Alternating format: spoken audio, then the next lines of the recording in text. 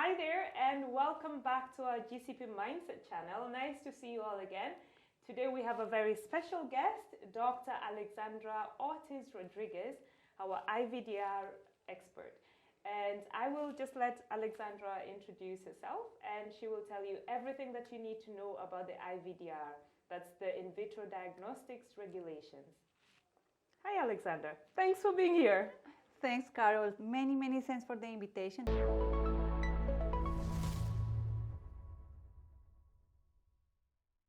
Thanks, Carol. Many thanks for the invitation to this interview. For me, it's a pleasure to be here.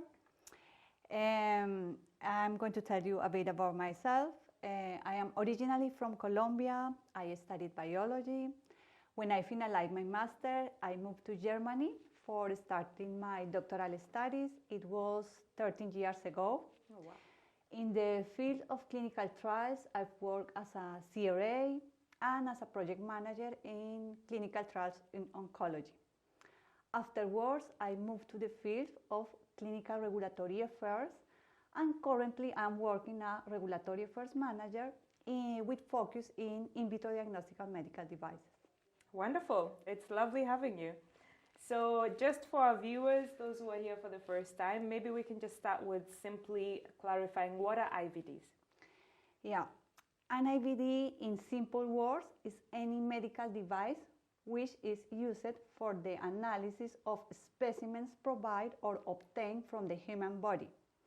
For example, home pregnancy tests, blood glucose meters, and COVID-19 tests are examples of IVD diagnostic or in vitro diagnostic and medical devices. Let's talk about the classifications of IVDs. Do they come in different classes?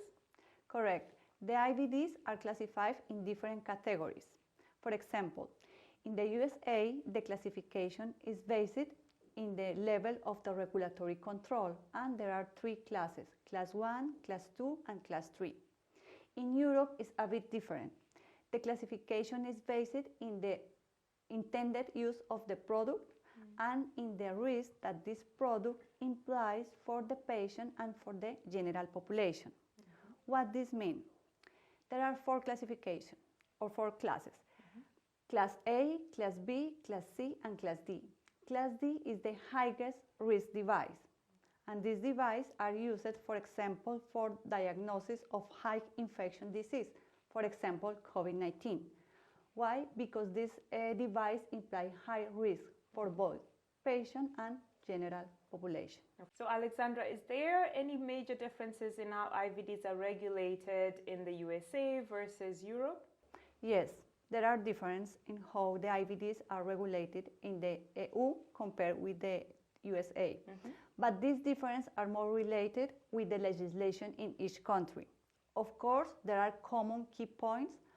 For example, in both places, the clinical trials have to follow the good clinical practical principles, and also in both places, the clinical trials have to receive the positive opinion of an ethics committee. And these key points are very important in the case that one American sponsor wants to start one clinical trial in Europe or vice versa. It makes easy to implement between countries or between continents even, the clinical trials. Okay. So let's talk about IVDR and MDR. What are the differences? Because these are easily confused by some people. In May of 2017, two new regulations established a more robust regulatory frame for medical devices, and were established two new regulations. One regulation for medical devices, so the regulation 745 of 2017, and other specific regulation for IVDs, the regulation 746 of 2017. So nowadays we have two different regulations, one specific for medical devices and other specific for IVDs. Yeah, so thanks for the difference clarification. Let's talk about Udmet. What is Udmet and why is it relevant for IVDR in the EU?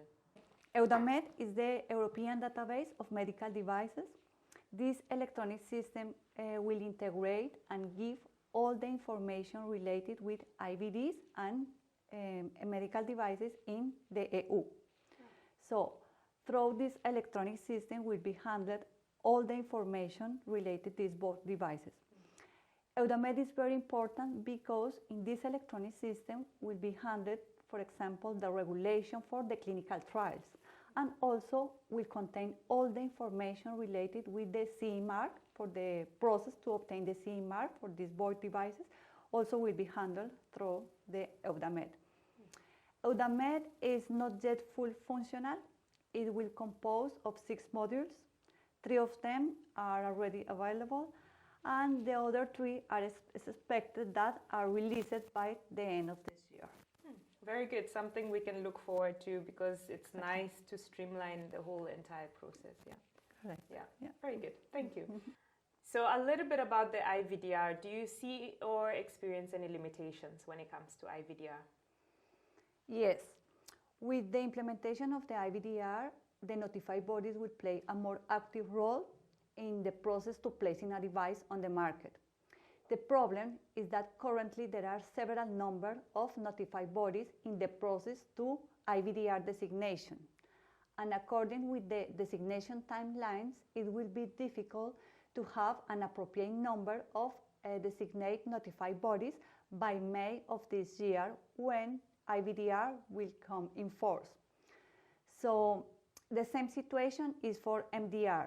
There are several notified bodies currently following the MDR designation. So, but even for IVDR, there are less notified bodies, designated notified bodies. So it could be the main limiting factor. So currently, for facing this situation, there are many number or several number of notified bodies conducting application for MDR and IVDR. Yeah. So hopefully that will solve the situation. Correct. Yes, it is expected that. Yeah. It will be solved. So Alexandra, when we talk about clinical studies with medical devices, we talk about performance evaluation, right? Correct. Yeah. Okay, just talk us through this. Yes.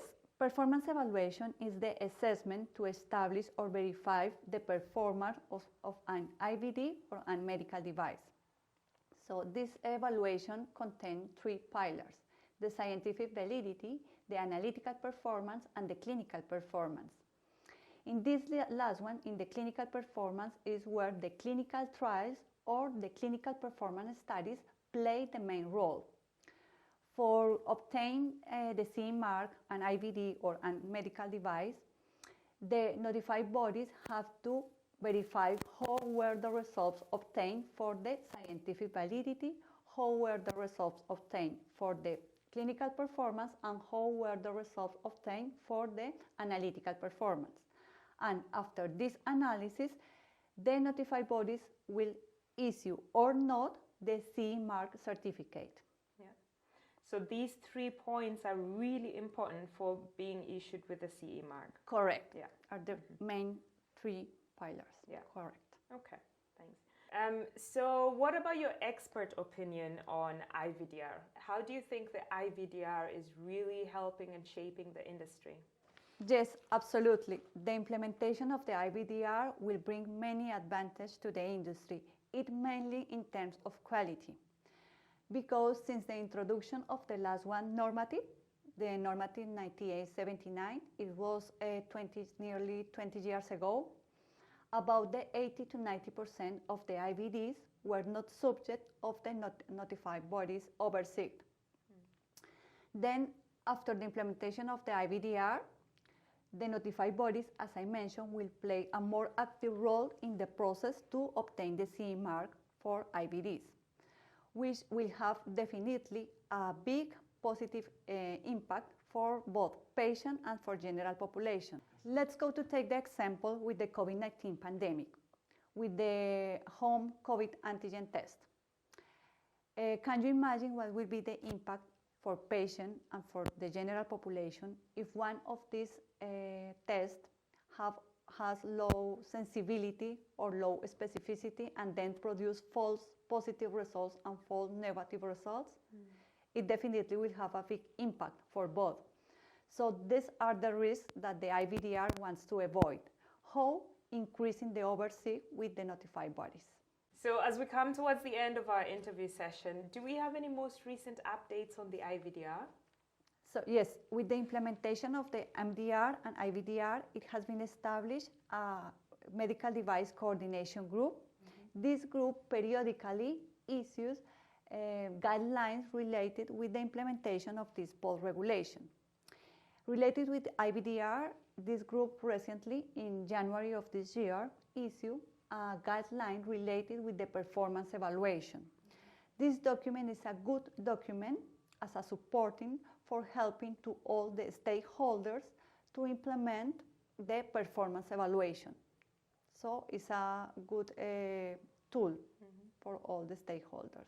Yeah. This is the most recent update related to IVDR. Okay. And what's in this document exactly? This document gives you some advice how implement the regulation stated in this IVDR regarding to the performance evaluation. What are the steps that they have to follow? What is the meaning of this statement? So it simplifies the IVDR implementation. Exactly. In a bit more detail. More detailed exactly in the point or related to the performance evaluation in the pillar that I mentioned before. Yeah. Not? The scientific validity, the analytical performance, and the clinical performance. This more in detail. Yeah. Exactly. Very helpful. Yeah. Yeah, looking forward to more updates. For sure. Yes. And just a random question, are IVDs medical devices? Yes. IVDs, we can say, is a subtype of medical devices. And maybe we can discuss afterwards. This why came another regulation.